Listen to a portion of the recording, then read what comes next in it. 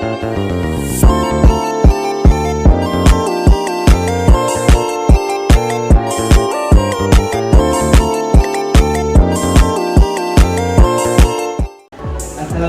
warahmatullahi wabarakatuh. Waalaikumsalam warahmatullahi wabarakatuh. Baiklah, kami di sini akan melakukan penyuluhan. Baiklah, kami dari kelompok 2 sebelumnya akan memperkenalkan diri terlebih dahulu. Perkenalkan, nama saya Fakra Sadi sebagai moderator. Maka saya Penjanada sebagai fasilitator. Baik, ibu-ibu, perkenalkan saya Rufia Putri Salsabila sebagai fasilitator. Saya Cornelina Alma sebagai fasilitator. Saya Dewi Nuli Putri sebagai fasilitator. Saya Gentara Putri sebagai fasilitator. Baik, perkenalkan ibu-ibu, saya Febri Berliana sebagai penyaji. Baik, perkenalkan ibu-ibu, saya Nuri Pertiwi sebagai fasilitator. Saya Desma Ladian sebagai observer. Saya Beni Meratari sebagai fasilitator. Saya Bunga Latifah sebagai fasilitator. Saya Ruby Dea sebagai fasilitator.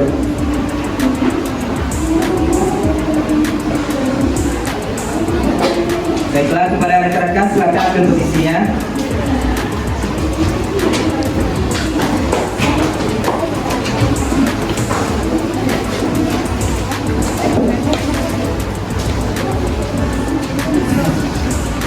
Baiklah, kami di sini akan memberikan penyuluhan kepada ibu-ibu semua, yaitu tentang penanganan pada pasien stroke. Baiklah, sebelumnya di sini kami akan melakukan kontrak waktu terlebih dahulu. Di sini kami akan mengontrak waktu 30 menit ke depan. Bagaimana ibu-ibu? Apakah ibu setuju? Kalau dengan bahasanya ibu suka dengan bahasa Indonesia atau yang biasa aja? Baiklah, kepada rekan saya dipersilakan.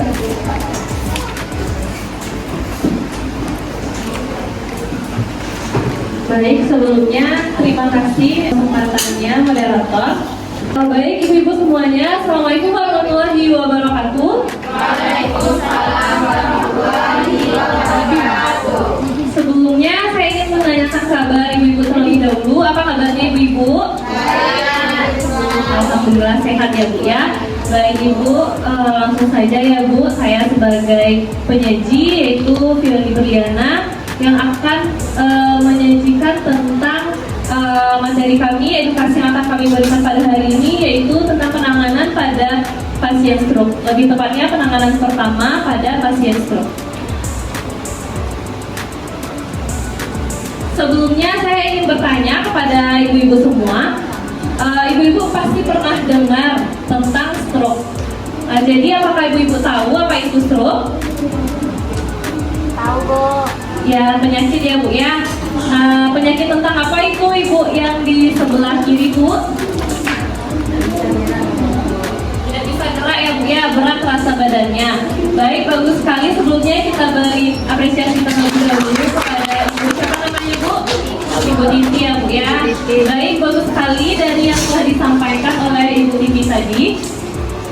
Saya akan menjelaskan lebih lanjut tentang stroke tersebut, yang dimana stroke ini merupakan penyakit neurologis yang sering dijumpai dan harus ditangani secara cepat dan tepat. Stroke merupakan kelainan fungsi otak yang timbul mendadak yang disebabkan karena terjadinya gangguan perdarahan pada otak dan bisa terjadi pada siapa saja dan kapan saja. Menurut WHO, stroke adalah adanya tanda-tanda klinik yang berkembang cepat akibat gangguan fungsi otak fokal atau global dengan gejala-gejala yang berlangsung selama 24 jam atau lebih yang menyebabkan kematian tanpa adanya penyebab lain yang jelas selain vascular stroke adalah stroke cedera otak yang berkaitan dengan obstruksi aliran darah otak. Nah, saya akan jelaskan kembali jika misalnya ibu-ibu bertemu dengan pasien yang terserang stroke ini, mereka memiliki golden time atau penanganan yang cepat yang harus kita atasi, yaitu 3 sampai 4 jam ya ibu-ibu. Lanjut, yaitu tentang penyebab stroke. Nah, apakah ibu-ibu tahu apa penyebab dari penyakit stroke ini? Tahu, Bu. Baik, ibu sebelah kanan ya Bu ya. Terus apa lagi Bu yang Ibu ketahui? Darah tinggi, Bu. Ya, kebiasaan sehari-hari, pola hidup ya Bu. Apalagi Ibu yang di belakang tadi Bu, karena darah tinggi ya Bu ya. Ya baik, bagus sekali. Mungkin kita boleh beri apresiasi kepada Ibu-ibu. Dia sudah tahu nih tentang penyakit stroke ini karena sudah umum juga ya Ibu-ibu. Nah, di sini saya akan jelaskan kembali apa saja penyebab dari terjadinya stroke ini. Yang pertama yaitu adanya trombosis cerebral, yaitu adanya aterosklerosis yang dimana itu adalah penyumbatan yang terjadi pada aliran darah otak. Lalu yang kedua ada emboli. Selanjutnya faktor resiko terjadi penyakit stroke ini yang pertama yaitu karena usia. Lalu yang kedua juga ada jenis kelamin, yang ketiga ada ras atau suku bangsa, yang keempat yaitu ada genetik, yang kelima yang sering kita dengar yaitu darah tinggi atau hipertensi, lalu yang keenam kolesterol tinggi, dan juga yang ketujuh yaitu ada obesitas. Nah, selanjutnya yaitu ada tanda dan gejala pada pasien stroke ini yang bisa kita temui. Nah, Ibu-ibu apakah tahu Ibu apa tanda dan gejalanya? Tidak, Bu. Belum tahu ya Bu ya? Baik, mungkin saya akan jelaskan lebih lanjut.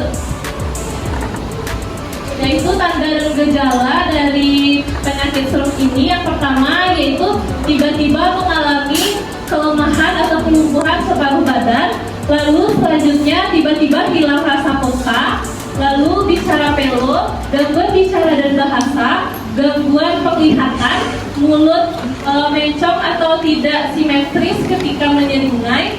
Lalu selanjutnya ada gangguan daya ingat, nyeri kepala hebat, vertigo, kesadaran menurun, proses kencing terganggu, dan juga gangguan fungsi otak. Nah, sebelumnya Ibu ini merupakan tanda dan gejala dari stroke tersebut. Nah, jika misalnya Ibu menemukan dari anggota keluarga Ibu atau Ibu sendiri, Ibu bisa harusnya berhati-hati atau was-was dan periksakan diri ke tempat kesehatan terdekat atau rumah sakit. Lalu lanjut, sebelumnya di depan ada tertera dari klasifikasi stroke. Sebelumnya, apakah Ibu-ibu tahu apa saja klasifikasi dari stroke ini? Tidak tahu ya Bu ya? Baik, mungkin saya akan jelaskan lebih lanjut klasifikasi dari stroke ini. Yang pertama, stroke itu diklasifikasikan menurut patologi dan juga gejala klinisnya. Yang pertama ada stroke hemoragik, yang dimana pada stroke hemoragik ini merupakan perdarahan cerebral dan mungkin perdarahan subarachnoid yang disebabkan oleh pecahnya pembuluh darah otak pada daerah otak tertentu, yang dimana biasanya kejadiannya saat melakukan aktivitas atau saat aktif, namun bisa juga terjadi saat istirahat. Kesadaran pasien umumnya menurun. Yang kedua yaitu ada stroke non-hemoragik, yang dimana dapat berupa iskemia atau emboli dan trombosis cerebral. Biasanya terjadi saat setelah lama beristirahat dan baru bangun tidur di pagi hari. Tidak terjadi perdarahan, namun terjadi iskemia yang menimbulkan hipoksia, dan selanjutnya dapat timbul edema sekunder. Kesadaran umumnya biasanya sadar atau komprehensif. Lalu ini yang paling penting atau intinya di dalam penjelasan kita yaitu bagaimana pencegahan dari stroke. Apakah Ibu-ibu tahu bagaimana? Yaitu saya akan jelaskan ya Bu ya lebih lanjutnya. Pencegahannya yang pertama ada namanya pencegahan primer, yang dimana pencegahan ini salah satunya ada menghindari rokok, stres mental, minum kopi dan alkohol, kegemukan, dan juga golongan obat-obatan yang dapat mempengaruhi cerebrovaskular. Yang dimana ibu-ibu mungkin sudah sering nih melihat kebiasaan yang pertama yaitu merokok, mungkin suaminya atau anak-anaknya dan juga keluarganya, dan juga stres mental ya ibu-ibu ya, dan sering minum kopi. Nah, itu perlu ibu hindari ya Bu ya, karena sesuatu yang berlebihan itu tidak baik, jadi secukupnya saja. Lalu selanjutnya yang kedua yaitu mengurangi asupan lemak, kalori, garam dan juga kolesterol yang berlebih.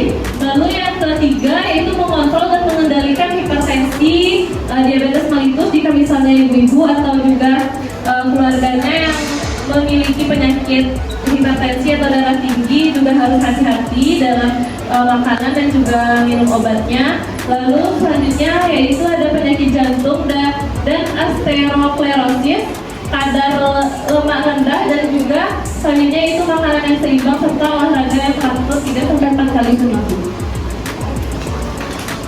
Selanjutnya yaitu adalah pencegahan sekunder, di mana di sini adalah mengontrol faktor risiko stroke atau aterosklerosis tadi ya Bu ya, yang sudah saya sebutkan. Lalu yang kedua, melibatkan peran serta keluarga seoptimal mungkin yang dapat mengatasi krisis sosial dan juga emosional. Lalu yang ketiga yaitu menggunakan obat-obatan dalam pengelolaan dan pencegahan stroke seperti antiagresi, trombosit, dan juga antikoagulan. Ada pencegahan tersier juga ya Ibu ya bagi yang telah terkena stroke, yaitu pertama yang perlu diatasi adalah gaya hidup reduksi stres dan juga exercise yang sedang, lalu berhenti merokok, lingkungan menjaga keamanan keselamatan, lalu biologi atau kepatuhan berobat, terapi fisik dan bicara, serta selanjutnya pelayanan kesehatan emergensi yang perlu dilakukan. Nah, selanjutnya di sini yaitu penanganan pertama yang harus ibu lakukan pada keluarga ibu jika misalnya terkena serangan stroke ini tiba-tiba ya Bu ya, kita tidak tahu kapan terjadinya, jadi kita harus wanti-wanti. Dan juga ibu-ibu jika misalnya bertemu orang di jalan, ibu-ibu juga harus mungkin segera menolong orang tersebut, karena seperti yang saya jelaskan tadi yaitu golden time dari penanganan stroke ini yaitu 3-4 jam ya ibu-ibu ya. Jadi itu adalah hal-hal jam-jam dan waktu yang sangat penting ibu-ibu bisa melakukan pertolongan untuk meminimalisir komplikasi dari stroke tersebut. Baiklah, sebelumnya apa ibu-ibu masih fokus Bu? Masih ya Bu ya. Selanjutnya kita lanjut dari penanganan pertama pada pasien stroke ini. Sebenarnya di sini kita memakai metode FAST, yang dimana yang pertama yaitu kita deteksi terlebih dahulu. F itu adalah FAST wajah. Kita lihat pada wajah pasien jika misalnya pasien tiba-tiba kaku dan wajahnya ada ketidaksimetrisan pada wajahnya. Kan ibu-ibu tahu tuh agak sedikit pencong ya Bu ya, sebelah yang dimana di situ aliran darahnya terganggu. Nah, disitulah ibu yang perlu deteksi. Yang pertama itu FAST pada wajahnya. Lalu yang kedua yaitu ibu-ibu juga perlu periksa pernapasan pada pasien dan juga apakah sirkulasi pernapasannya lancar atau tidak. Yang kedua itu ada ARMS namanya Bu, yang dimana pada lengannya biasanya mati rasa dan terasa berat pada ekstremitasnya, sehingga itu bisa merupakan tanda gejala dari mulai terjadinya stroke tersebut. Nah, selanjutnya yaitu yang ketiga, yang selanjutnya S ya Bu ya, speech, yang dimana speech ini berbicara ketika kita mengajak pasien yang terserang stroke ini berbicara, dia akan bicaranya seperti pelo gitu ya Bu, tidak bisa lurus berbicaranya seperti orang normal biasanya. Nah, lanjut yaitu ada T, yang dimana T itu adalah type.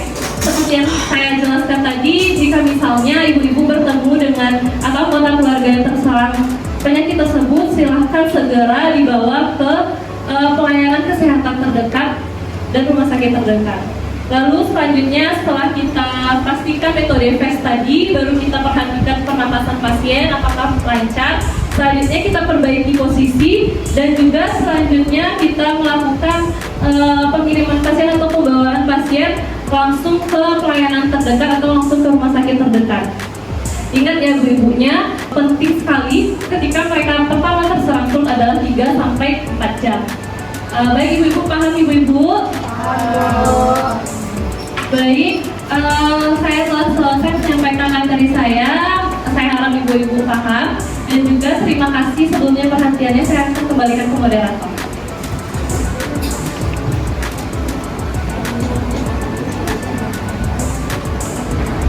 Baik ibu-ibu, apakah ibu-ibu semuanya sudah mengerti apa itu bagaimana cara penanganan dari stroke tersebut? Sudah Bu, sudah Pak. Baik ibu, kami akan memulai sesi pertanyaan. Apakah ada dari ibu ibu yang ingin bertanya. Baiklah, para ibu yang di sebelah ujung, tolong katakanlah namanya. Baik, terima kasih kesempatannya Pak. Izin saya bertanya, apakah pendidikan flu ini bisa sembuh total? Dan jika iya, berapa lama waktunya untuk pasien tersebut bisa sembuh total? Maksudnya, terima kasih. Baik, terima kasih pertanyaan Ibu. Baik, kita kasih aku terlebih dahulu.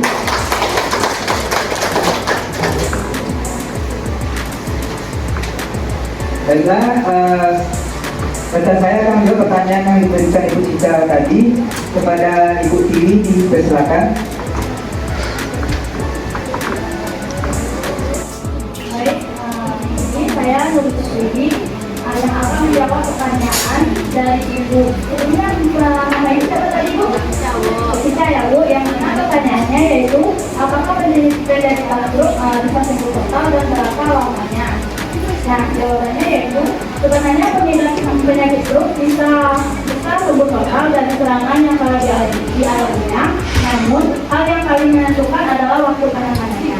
Di sini, otak secara alami dapat pulih sampai ke waktu tertentu, di mana dapat memakan waktu berminggu-minggu atau berbulan-bulan bahkan bertahun-tahun. Proses pemulihan umumnya melibatkan dukungan fisik, emosional, kognitif, dan dukungan untuk penyembuhan dari individu tersebut.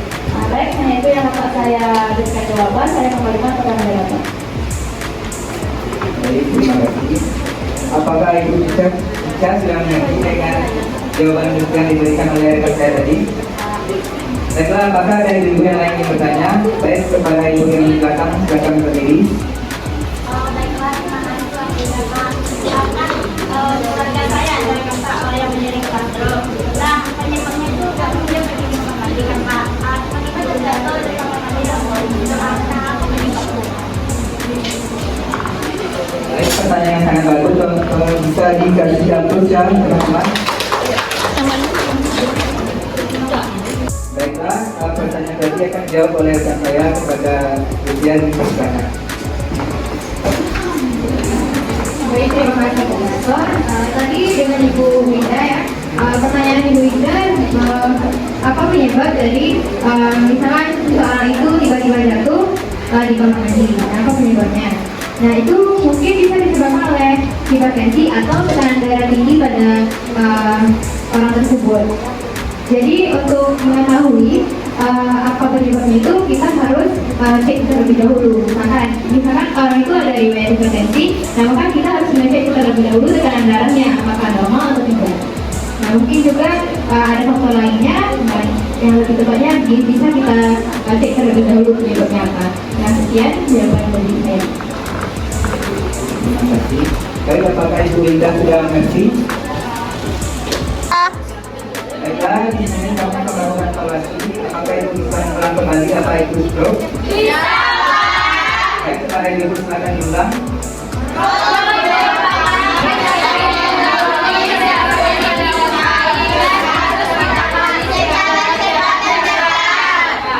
Bagus ya Ibu, bisa dikasih upload. Baiklah, selanjutnya apakah Ibu tahu apa itu penyebab dari stroke? Tahu.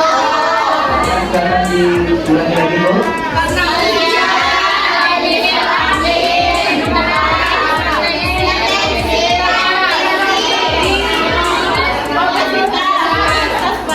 Wah, bagus sekali Ibu. Selanjutnya apakah Ibu tahu apa tanda dan gejala dari penyakit stroke? Baik, silakan dicoba Ibu.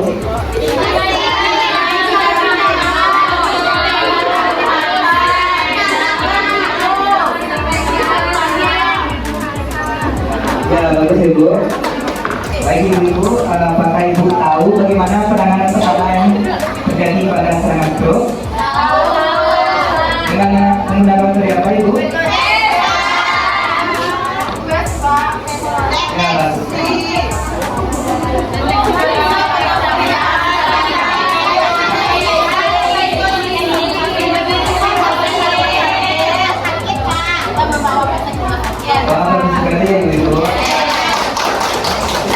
Ibu, jika makan telah selesai, sebelum Ibu pulang ulang atau kami tutup akan diberikan oleh terlebih dahulu kepada kita saya.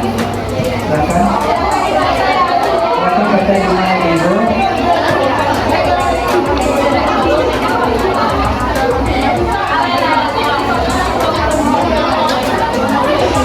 Baik, terima kasih atas perhatiannya yang diterima. Kalau ada salah kata, maafkan. Kami tutup dengan Assalamualaikum warahmatullahi